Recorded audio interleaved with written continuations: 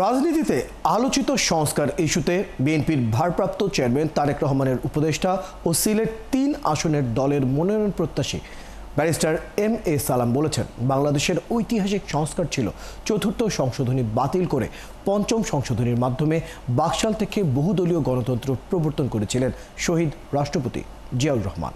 শনিবার দুপুরে সাংবাদিকদের সঙ্গে জুলাই গণঅভ্যুত্থান, আগামীর বাংলাদেশ এবং তারেক রহমান শীর্ষক মতবিনিময় সভায় তিনি এসব কথা বলেন। এ সময় তিনি আরও বলেন, ৯০-এ স্বৈরাচার বিরোধী আন্দোলনে আপসহীন দেশনেত্রী বেগম খালেদা জিয়া দ্বাদশ সংশোধনীর মাধ্যমে সংসদীয় গণতন্ত্র পুনঃপ্রবর্তন করেছিলেন এবং ত্রয়োদশ সংশোধনীর মাধ্যমে নির্দলীয় নিরপেক্ষ তত্ত্বাবধায়ক সরকার ব্যবস্থা প্রবর্তন করেন। এই সংস্কারগুলো বাংলাদেশের ইতিহাসে একটি মাইলফলক।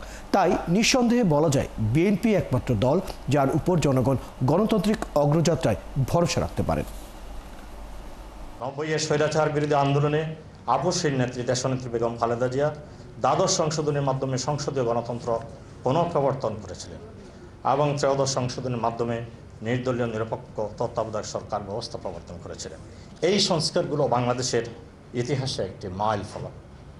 তাই নিঃসন্দেহে বলা যায়, বিএনপি একমাত্র দল যার উপরে জনগণ গণতান্ত্রিক অগ্রযাত্রায় পূর্ণ আস্থা ও বিশ্বাস রাখতে পারে।